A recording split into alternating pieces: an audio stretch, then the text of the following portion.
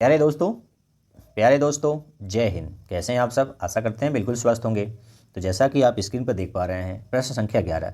तो इससे पहले की संख्या कहाँ गई? तो इससे पहले दूसरे वीडियो में, यानी इसके पहले वाले वीडियो में, हमने 1 से लेकर 10 प्रश्न को कंसेप्ट के साथ, ऐसे तैसे नहीं, कंसेप्ट के साथ हमने आपको सिखाने का प्रयास किया। तो आप सीखे होंगे, ये मुझे आशा और विश्वास है। तो चलिए स्टार्ट करते हैं। आज 11 में से 20 तक 10 प्रश्न को और सॉल्व करते हैं। पहला प्रश्न आपकी स्क्रीन पर ये रहा। 2 फेनिल प्रोपेनामाइड को 1 फेनिल एथेनामीन में परिवर्तित करने के लिए सर्वोत्तम अभिकर्मक है। इनमें 4 अभिकर्मक है, तो कौन सर्वोत्तम है? तो आपको याद आ गया होगा।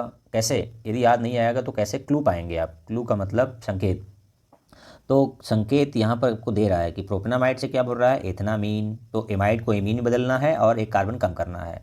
एक कार्बन कम करना है। एमाइड ग्रुप को CONH ग्रुप, ठीक है, फिर से मैं बता दूँ, NH2 लगा हो कार्बन के साथ और उसके साथ CO है तो एथेनामाइड, मतलब एमाइड ग्रुप है। इसको शॉर्टकट लिखें तो CONH2 कहेंगे, ठीक है।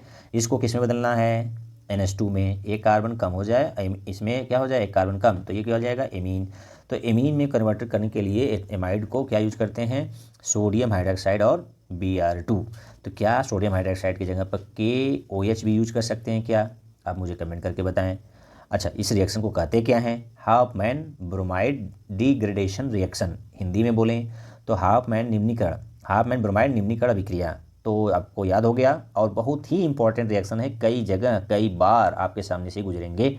तो कई बार गुजरेंगे तो एक बार याद करना है आपको, बार बार आएंगे। लेकिन आपको यदि एक बार याद हो गया कि RC+O NH2 को क्या करना है? किसके साथ? NaOH हो और Br2 हो, या इसके NaOH की जगह में पूछा आपसे कि क्या यूज़ कर सकते हैं? KOH यूज़ कर सकते हैं क्या? तो KOH और Br2 के प्रेजेंस में भी क्या बन जाएगा? ये RNH2। एक कार्बन कहाँ गया? गायब हो गया। तो ये गायब करने का क्या है? तरीका है, यानी उसको केमिस्ट्री की लैंग्वेज बोले तो चेन सॉर्ट, यानी श्रृंखला को कम करने का एक बेहतरीन तरीका है। एमाइड को एमीन बनाने का तरीका है, कार्बन श्रृंखला को कम करने का तरीका है।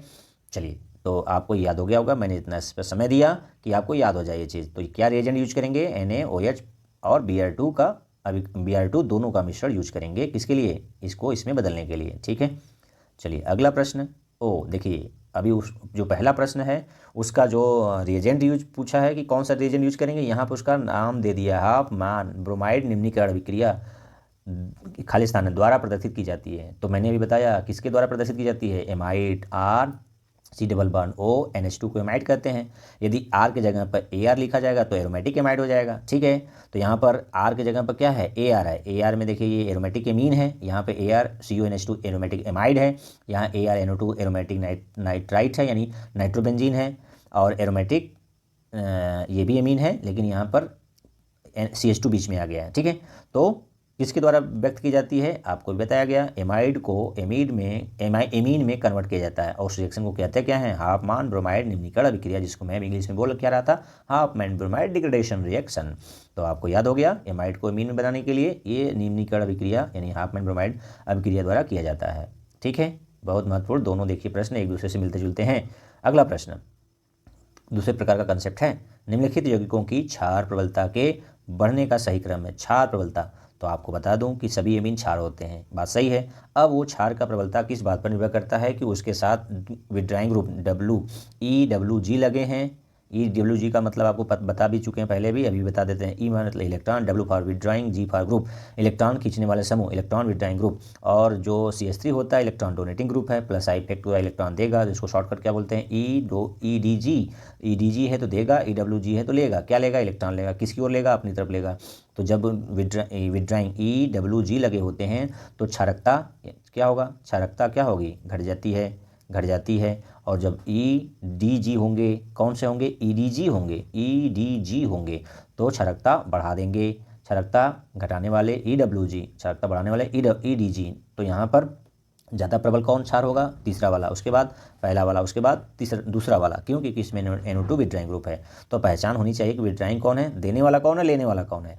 तो सबसे जो दुर्बल क्षार होगा वो दूसरा होगा। तो चौथा में देखिए दूसरा है और पहले में देखिए दूसरा है, लेकिन ये बीच में गड़बड़ कर दिया है ऑर्डर। यहाँ में देखिए दूसरा, पहला, तीसरा, सबसे अच्छा क्रम यही होगा। और ये सब क्या होगा? गलत। तो चौथा क्या हो जाएगा? सबसे करेक्ट ऑप्शन हो जाएगा। क्लियर है? नेक्स्ट प्रश्न। मेथिलेमिन HNO2 को क्या बोलते हैं, नाइट्रस अम्ल से अभिक्रिया द्वारा बनाती है, क्या बनाती है, तो 4 ऑप्शन के अनुसार आपको जाना है। ये देखिए CH3ONO डबल बॉन्ड O, जैसे ही हम उसको बोल सकते हैं मेथिल नाइट्राइट, ठीक है। अगला दूसरा है मेथॉक्सीमीथेन, यानी ईथर है, मिथेनॉल है, एस्टल्डिहाइड है। तो आपको याद होगा यदि एमीन को हम HNO2 से क्रिया कराते हैं तो अल्कोहल देते हैं। अब यहाँ पर क्या है, मेथिल एमीन है, यानी एक कार्बन वाला एमीन है, CH3NH2 है। अब इसको किस में बदलना है, अल्कोहल में, CH3OH में। तो क्या करते हैं, इसको हटाने के लिए HNO2 से क्रिया करा देते हैं, ठीक है, नाइट्रस अम्ल से क्रिया करा देते हैं। तो क्या मिल जाएगा, उतना ही समान कार्बन वाला अल्कोहल मिल जाएगा। तो एक कार्बन वाले को एक कार्बन वाले अल्कोहल में बदलना है तो HNO2 से, या 2 कार्बन वाले एमीन को 2 कार्बन वाले अल्कोहल में, तो भी वही अभिक्रिया, यानी कार्बन में कोई चेन में कमी नहीं आएगी, श्रृंखला में कमी नहीं आएगी, ज्यों का त्यों रहेगा, बस ग्रुप बदल जाएगा, एमीन ग्रुप से अल्कोहल बदल जाएगा। तो कौन सा ऑप्शन हो जाएगा भाई, तीसरा करेक्ट हो जाएगा। HNO2 से क्रिया कराने पर क्या मिल जाएगा, अल्कोहल मिल जाएगा, ठीक है।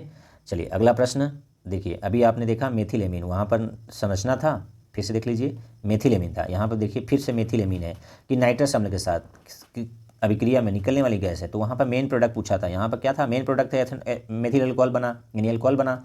अब यहाँ पर उसके साथ साथ जो बाई प्रोडक्ट बनता है वो गैस बनती है। कौन सी गैस बनती है आपको छांटना है, ammonia, nitrogen gas, hydrogen gas, ethane gas. तो कौन सी गैस बनती है, तो आपको यदि रिएक्शन याद होगा तो नाइट्रोजन गैस बनती है, ठीक है। यानी CH3NH2 को किसके साथ, HNO2 के साथ गर्म करेंगे, क्रिया कराएंगे, तो क्या मिल जाएगा, CH3COH प्लस N2 गैस। तो क्या इसके अलावा और भी कोई बाई प्रोडक्ट बनता है, आप मुझे कमेंट करके बता सकते हैं, ठीक है। तो ये तो मेन प्रोडक्ट हो गया अल्कोहल, दूसरा N2 गैस निकलती है, ठीक है।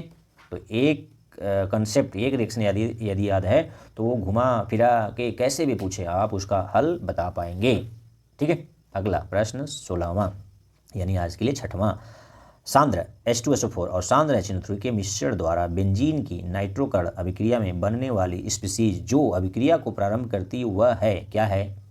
तो आप यदि नाइट्रेशन पढ़े होंगे, बेंजीन को किसके द्वारा अभिक्रिया कराते हैं, सांद्र सल्फ्यूरिक अम्ल H2SO4 प्लस यहाँ पर एरो पर सांद्र HNO3 यूज करते हैं, ठीक है। क्या यूज करते हैं, HNO3। तो क्या बनता है, नाइट्रो बेंजीन, यानी बेंजीन में यह छटता है और उसके एक जगह पर क्या आ जाता है, NO2 ग्रुप आ जाता है। तो NO2 ग्रुप आता कहाँ से है, तो ये रिएक्शन मिक्सचर H2SO4 और HNO3 आपस में अम्ल क्षार क्रिया करके क्या बनाते हैं, एक इलेक्ट्रोफाइल बनाते हैं। उस इलेक्ट्रोफाइल का नाम क्या है, nitronium ion, NO2 plus nitronium ion. ये मेरा अनुभव है 2-3 बार ये मेरे सामने से ये क्वेश्चन ऐसे इसी प्रकार से गुजरा है कि नाइट्रेशन में जो इलेक्ट्रोफाइल बनता है, यानी इलेक्ट्रॉन्स नहीं बनता है, वो क्या बनता है, नाइट्रोनियम आयन, ठीक है। तो याद रख लीजिए इसको, बहुत बार ये प्रश्न रिपीट किया गया है कई बार एंट्रेंस में।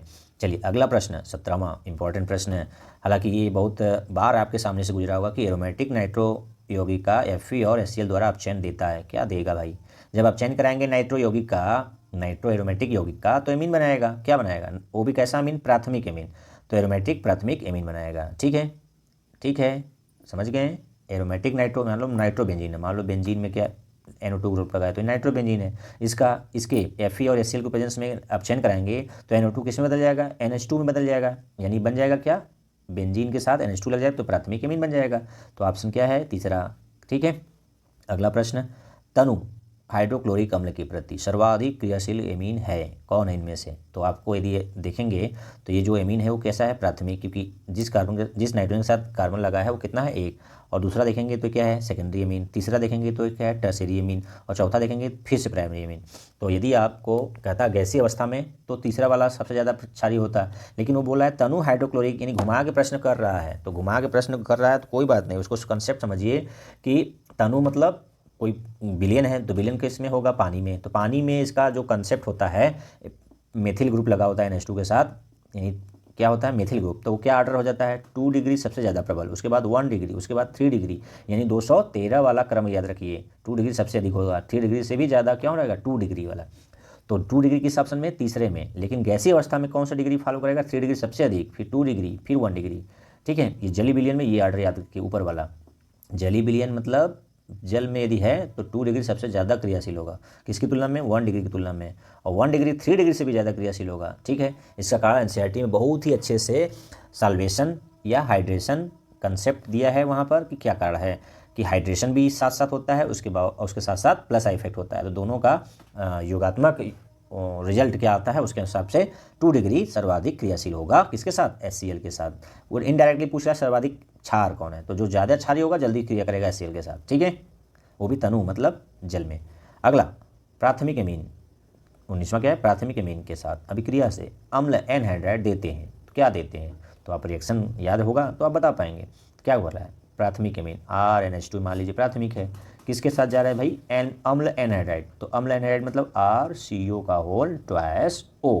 मान लीजिए कोई अम्ल एनहाइड्राइड है, इसके साथ अभिक्रिया हुआ तो क्या बनाएगा, तो ये RNH2 किस में बदल जाएगा, RCONH2, यानी एमाइड में एक कार्बन बढ़ जाएगा, यानी चेन ग्रोथ चेन रिएक्शन है, यानी चेन को क्या कर दे रहा है, क्रम श्रृंखला को बढ़ा दे रहा है। और क्या बनेगा, प्लस में RCOOH कार्बोक्सिलिक अम्ल।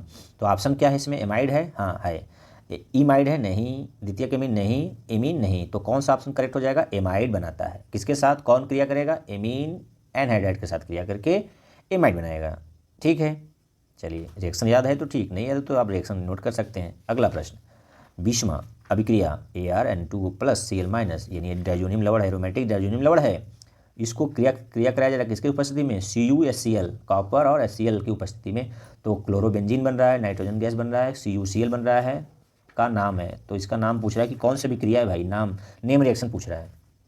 तो सैंडमेयर रिएक्शन नहीं, गटरमैन यस, गटरमैन रिएक्शन क्या होगा, करेक्ट हो जाएगा, ठीक है। क्लेजन नहीं, कार्बिलेमिन नहीं। हाँ, कन्फ्यूजन तब होता है जब सैंडमेयर और गटरमैन साथ साथ दे दिया है, तो यहाँ देखिए साथ साथ दिया है, तो मैं कैसे याद किया हूँ, सैंडमेयर में क्या होता है, क्यूप्रस हैलाइड CuX, और X क्या हो सकता है आपका ब्रोमीन हो सकता है, क्लोरीन हो सकता है, X क्या Cl हो सकता है या Br हो सकता है। यदि Cl यूज करेंगे तो क्लोरीन आएगा, Br यूज करेंगे तो ब्रोमीन आएगा।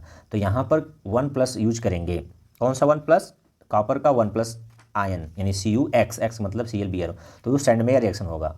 और यदि कॉपर धातु के रूप में यूज होगा तो वो गटरमैन होगा, धातु के रूप में यूज होगा तो गटरमैन, सैंडमेयर के रूप में सैंडमेयर अभिक्रिया होगी तो इसमें CuX वाला यूज होगा, ठीक है, और HCl साथ रहेगा। तो ये रिएक्टेंट सेम, प्रोडक्ट सेम, बस यहाँ पर जो अभिकर्मक रखा जाएगा वो डिफरेंट होने के कारण उसका नाम डिफरेंट रहे, यानी वैज्ञानिकों के खोज के आधार पर उसका नाम दिया गया है कि इससे द्वारा भी हम बना सकते हैं, इससे भी बना सकते हैं। इससे बनाएंगे तो सैंडमेयर और Cu और HCl का मिश्रण रख के बनाएंगे तो गटरमैन। क्लियर है, कन्फ्यूज नहीं होइएगा। तो ये आज का रहा 10 प्रश्न। वीडियो कैसा लगा, अपना सुझाव कमेंट बॉक्स में लिख सकते हैं, मेरे तक पहुँचा सकते हैं, और कंसेप्ट के साथ यदि याद रखेंगे तो लंबे समय तक याद रहेगा। तो आज के लिए इतना ही, आपका दिन मंगलमय हो। जय हिंद, जय भारत।